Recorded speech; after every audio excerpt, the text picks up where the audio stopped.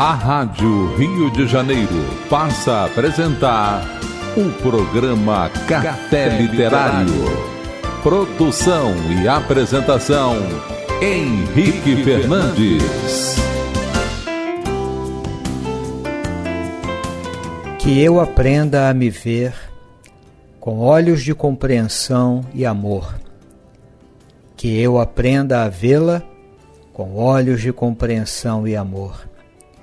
Que eu aprenda a vê-lo com olhos de compreensão e amor. Que eu aprenda a vê-las e vê-los com olhos de compreensão e amor. Amigo ouvinte, com essa pequena meditação, nós damos início ao programa Café Literário desta semana pelas ondas fraternas da Rádio Rio de Janeiro. Eu sou Henrique Fernandes, produtor e apresentador do programa.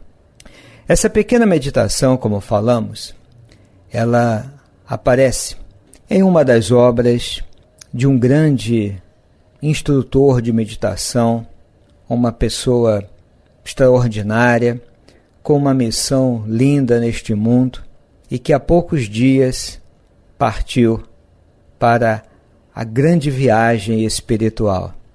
Eu me refiro ao monge vietnamita Thich Nhat Hanh.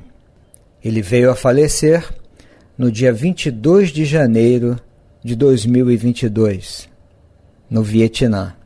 A sua história reflete o sentido da sua vida, o seu compromisso com a paz, com a renovação, com as propostas de transformação e conhecer alguns aspectos da sua própria biografia já é um aprendizado para todos nós.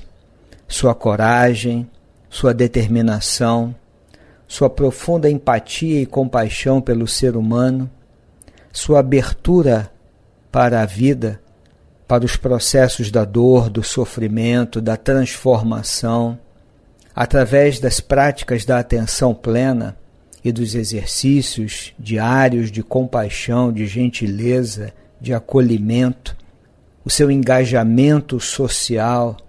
Como dissemos, a sua vida é um ensinamento. Nós vamos dedicar esse programa e possivelmente outros a alguns ensinamentos desse grande mestre.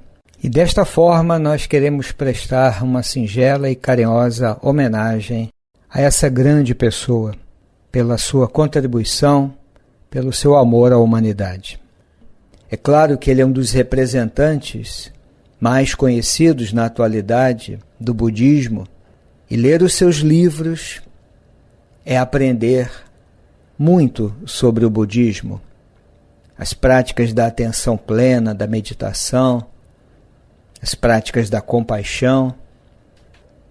Mas, para todo aquele que tem uma sensibilidade para as questões espirituais, e mais ainda, a todos aqueles que estão sintonizados com essas propostas globais, não violentas, de construção da paz entre nós humanos, renovando os cenários do mundo, a relação do homem com a natureza, mudando a nossa forma de lidar com o nosso planeta, a nossa casa comum. Todo aquele que hoje tem alguma sensibilidade para essas questões pode aprender muito com os ensinamentos desse grande homem, o monge Thich Nhat Hanh. Por isso nós vamos compartilhar algumas das suas reflexões com você, querido amigo. Esteja você ligado hoje a uma religião ou algum caminho espiritual, não importa qual seja, nós podemos aprender com essas grandes figuras corajosas, revolucionárias da paz, construtoras da paz no nosso mundo. Sejam essas pessoas ligadas ao budismo, ao cristianismo, ao espiritismo ou a qualquer outra religião ou proposta de espiritualidade, não importa. O mundo hoje precisa de consciências lúcidas e amadurecidas, não violentas, para a construção de um novo mundo. Precisamos disto. Ele nasceu no Vietnã no ano de 1926 e foi ordenado monge budista em 1942, aos 16 anos de idade. Tornou-se um líder espiritual global, poeta, ativista da paz, e se tornou conhecido por seus poderosos ensinamentos e escritos, que são campeões de venda, são livros importantes sobre atenção plena, a construção da paz, como lidar com o sofrimento, com os medos. Era um monge gentil, humilde, e por isso Martin Luther King Jr. o chamou de um apóstolo da paz e da não violência, quando o nomeou para o Prêmio Nobel da Paz.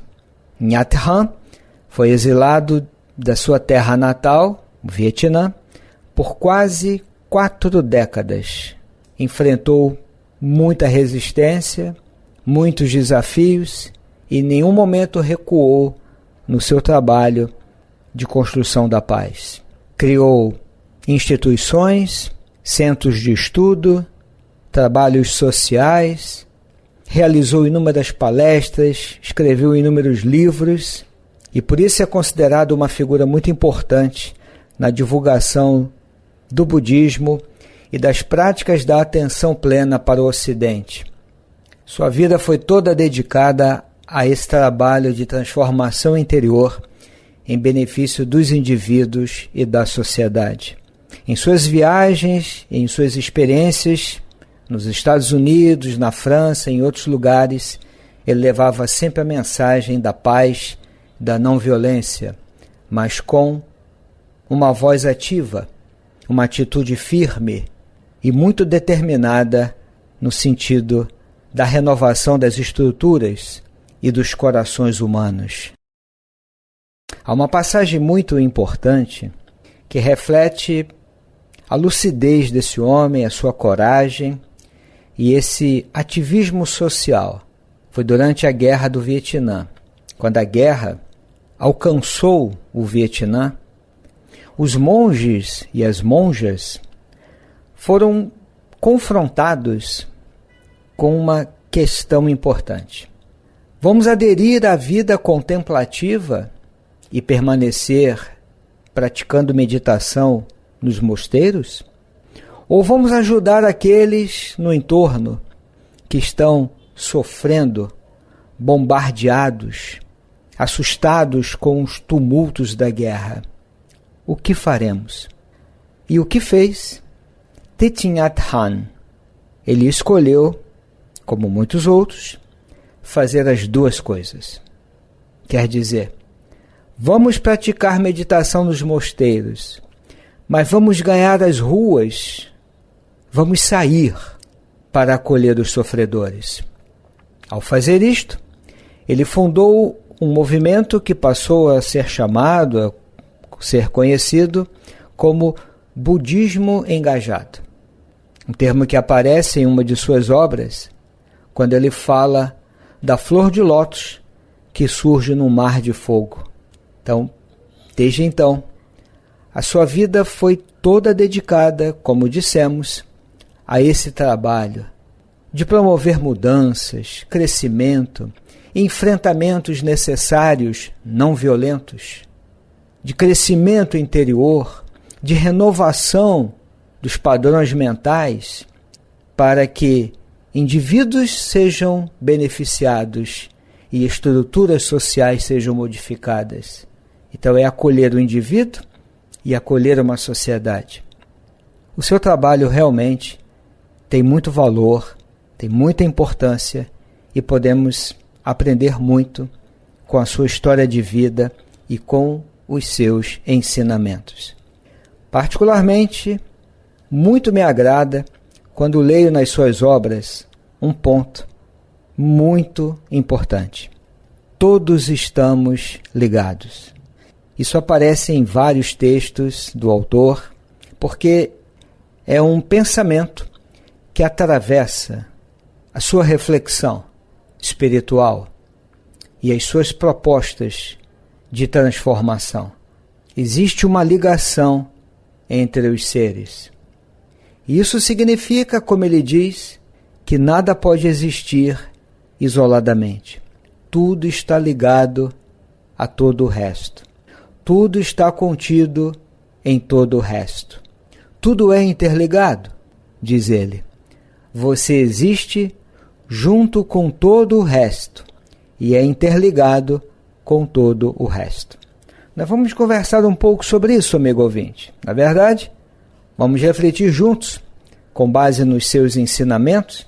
Eu reuni aqui alguns textos dele e ao final nós vamos recomendar uma ou duas obras do nosso autor, onde ele fala mais diretamente sobre esse aspecto importante, esse conceito fundamental, porque estamos vivendo um momento muito importante na história da humanidade. É bem verdade que todos os momentos, todas as fases, todos os períodos da humanidade têm a sua importância. O momento importante é o momento que estamos vivendo.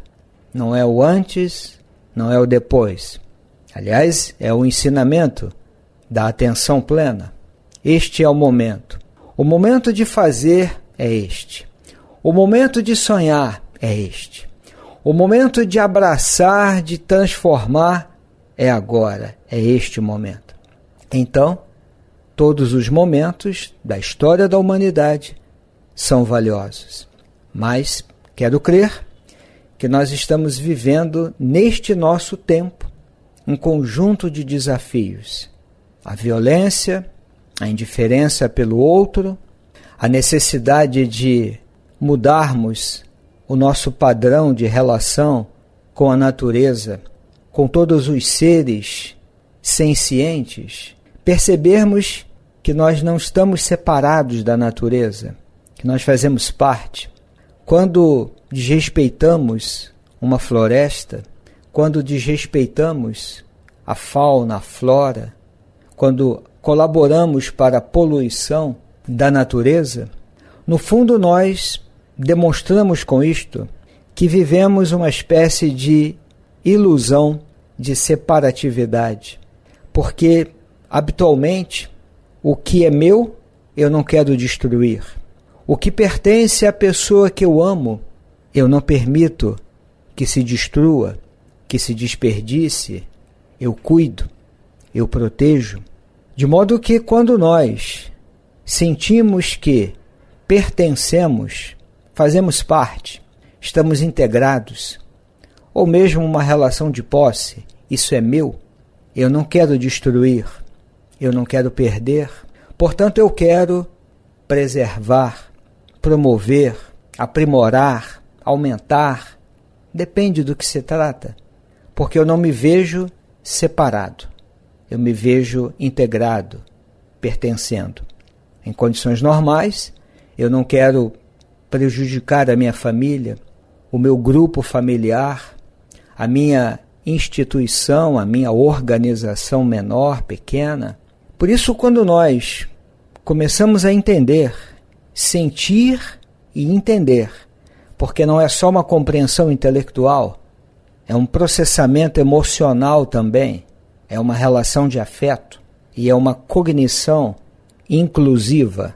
Quando eu começo a pensar e sentir que todos nós estamos integrados, estamos interligados, portanto existe uma interdependência entre tudo e todos, certamente eu vou agir do mesmo modo. Eu não vou querer prejudicar o outro, a natureza, porque eu também faço parte disto.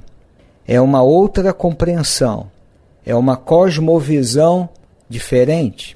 Eu supero, repetindo a expressão, essa ilusão de separatividade, porque é a certeza do pertencimento. É um pensamento, é uma emoção de inclusão e de integração.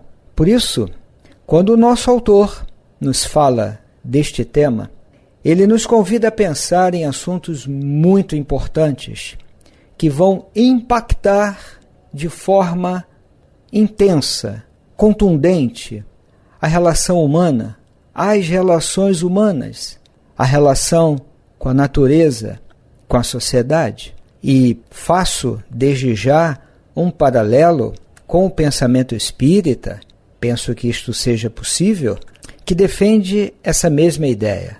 Quando encontramos, por exemplo, nas páginas da obra O Livro dos Espíritos, a ideia segundo a qual, isso aparece em várias passagens do texto, tudo está interligado. Especialmente a pergunta 540 que diz: tudo se integra, tudo se liga, desde o átomo até o arcanjo. Há uma passagem do grande filósofo espírita Leon Denis, na obra O Grande Enigma, que já citamos aqui em outros programas e merece ser repetida. Ele nos fala que todas as nossas ansiedades e incertezas cessarão quando tivermos compreendido que a vida é a comunhão universal. A vida é a comunhão universal. E que Deus e todos os seus filhos vivem em conjunto essa vida. Olha a beleza desse ensinamento, amigo ouvinte. Vamos dedicar alguma atenção a isto. A vida é essa comunhão universal. Está clara aqui a ideia da totalidade, da integração, da inclusão, do pertencimento, da interdependência. Estes são os modelos de pensamento que devem nos orientar, e não aqueles outros de exclusão, e não aqueles outros de exclusão, de aniquilamento, de cancelamento. É uma outra forma de pensar. E Leon Denis prossegue: Deus e todos os seus filhos vivem em conjunto essa vida. Não há separação. Deus não está lá e nós aqui. Todos vivemos, Ele que criou, todos os seus filhos vivem em conjunto essa vida com Ele.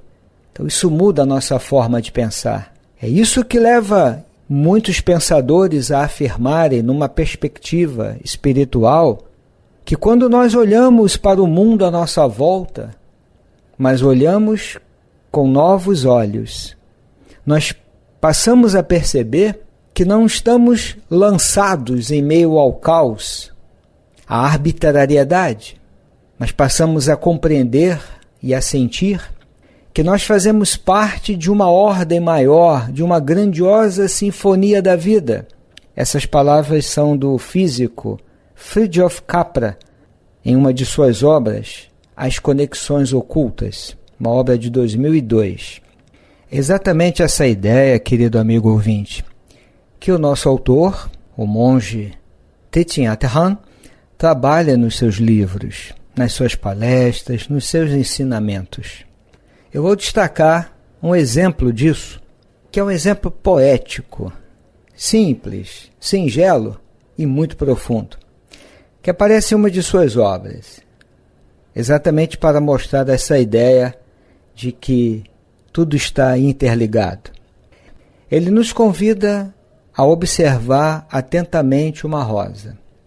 Imagine, caro ouvinte, que nesse momento você está observando atentamente uma rosa, uma flor, com alguma concentração, com atenção plena, você consegue ver que a rosa é feita apenas de elementos que não são uma rosa. Olha que interessante que ele diz. O que você vê na rosa? Você pode, por exemplo, ver uma nuvem, porque você sabe que se não houvesse nuvens, não haveria chuva, e sem a chuva, a rosa não cresceria. Então a nuvem é um elemento não rosa, quer dizer, é um elemento que não é rosa, mas se manifesta na rosa, está presente na rosa, mas não é a rosa. Nós podemos reconhecer esse elemento nuvem se observarmos a rosa com atenção. Não é olhar apenas olhando, é olhar observando com atenção plena. E em seguida ele diz assim: estamos olhando atentamente, plenamente para a rosa. Nós podemos ver a luz do sol, que também é essencial para que a rosa cresça. A luz do sol é um outro elemento que não é rosa e que está presente na rosa. Porque se você removesse a luz do sol e se você removesse a nuvem da rosa, não sobraria nada. E se você continuar agindo dessa maneira, poderá haver muitos outros elementos não rosa dentro da rosa, incluindo os minerais, o solo, o fazendeiro, o jardineiro e assim por diante. Olha a beleza desse ensinamento, amigo que nos ouve. Todo o cosmos, diz ele, se uniu, todo o universo se uniu para produzir a maravilha que chamamos de rosa. A rosa não pode existir isoladamente. Me permita, amigo ouvinte, mais uma vez o paralelo com o pensamento de Leon Denis. A vida é a comunhão universal. Deus e todos os seus filhos vivem em conjunto essa vida. Essa é a ideia, numa outra linguagem. Não são as palavras do monge vietnamita, mas a ideia me parece a mesma, da interligação e da interdependência. Como ele disse, vamos repetir, a rosa não pode existir isoladamente. Ela precisa coexistir com o cosmos inteiro. É essa ideia que nós podemos chamar de ligação entre os seres. E essa ideia de que todos estamos interligados terá um impacto direto na construção da paz, como também, por outro lado, na promoção das guerras e dos conflitos entre povos, entre pessoas. Como ele fala em outra obra, só conseguimos atirar nos outros quando são pessoas estranhas. Os verdadeiros esforços em prol da reconciliação surgem quando vemos com olhos compassivos.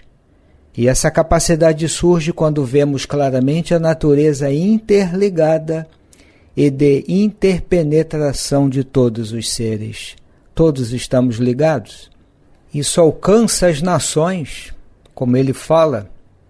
A sobrevivência dos países subdesenvolvidos não pode existir separado da sobrevivência dos países materialmente ricos e tecnicamente avançados. A pobreza e opressão trazem a guerra. Em nossos tempos, ele prossegue, toda guerra envolve todos os países. O destino de cada país está ligado ao destino de todos os outros. A única maneira de acabar com o perigo é se cada um de nós assumir fazer isso e dizer aos outros: eu sou seu irmão, eu sou sua irmã. Nós somos todos humanidade e nossa vida é uma só. É reconhecer um ao outro como irmãos e irmãs. Esse é um grande desafio, porque, como diz o nosso querido autor, numa outra obra, o mundo inteiro é território nosso. Porque a nossa felicidade aumenta a felicidade do mundo. E o nosso sofrimento é o sofrimento do mundo. O mundo inteiro é território nosso. Por isso, amigo ouvinte, fica aqui um convite à reflexão. A partir da leitura das obras de Thich Nhat Hanh, nós podemos alcançar essa reflexão de que todos fazemos parte desse conjunto que tem um nome, que se chama planeta Terra. É a nossa casa comum. Por isso, aqui estamos para aprender a cuidar um do outro e cuidar do nosso planeta.